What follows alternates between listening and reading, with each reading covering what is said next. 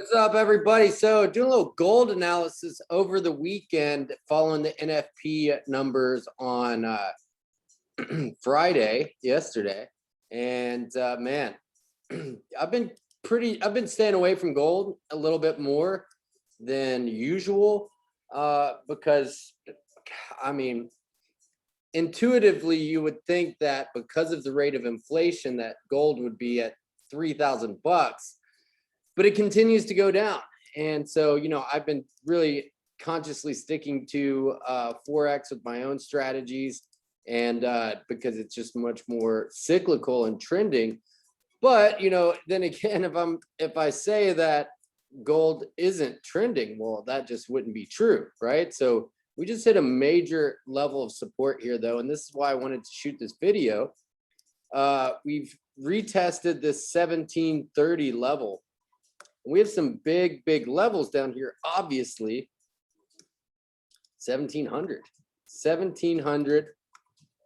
And I remember, I mean, it seems like yesterday when when this wick happened, but of course that was August 2021, and that was last year. So time flies by doing this for sure.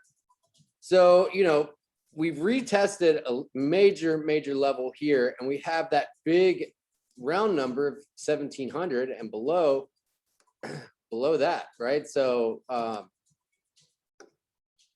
the 200 SMA, if we even go out here to the weekly, comes in at about, right now it's at about 1650. So you can see where potentially we may be going long term, and if that's the case, then the question is, well, why would the dollar become so strong? So, I don't really have an answer for that one. But on the daily chart with gold right here, you can see we retested this very significant level here at 1730. See this nice little order block in there, which we just retested. You can see this wick.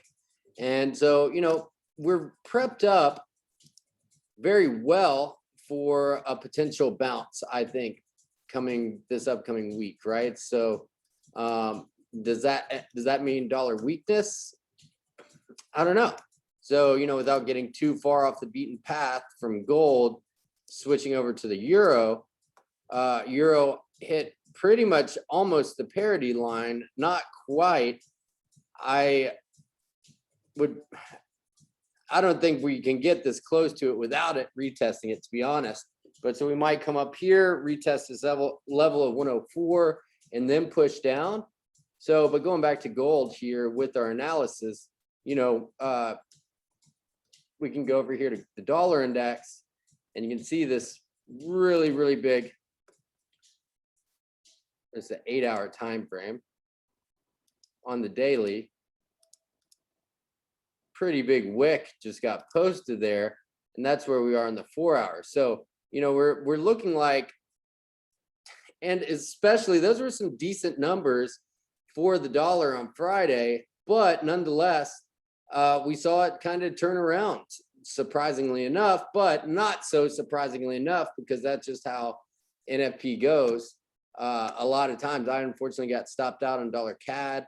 I thought it was a great position, but that's how it goes with trading NFP sometimes, so but we have some pretty big areas up here, huge imbalance here on gold, right? 1800, 1785, and the 200 SMA coming in on this the 4-hour time frame at 1840. So, like, are we going to turn around and like go straight up there?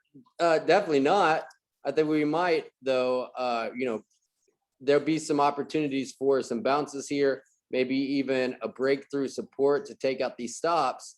And I think this could really make a potential entry opportunity for some moves higher up here, especially to retest this level. Coming in at about 1800.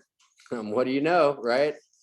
So once you start connecting the dots and see those confluences, that's a pretty big and solid sign of finding the clues, which trading's all about finding the clues here. So now we have our targets for the upcoming week, and potentially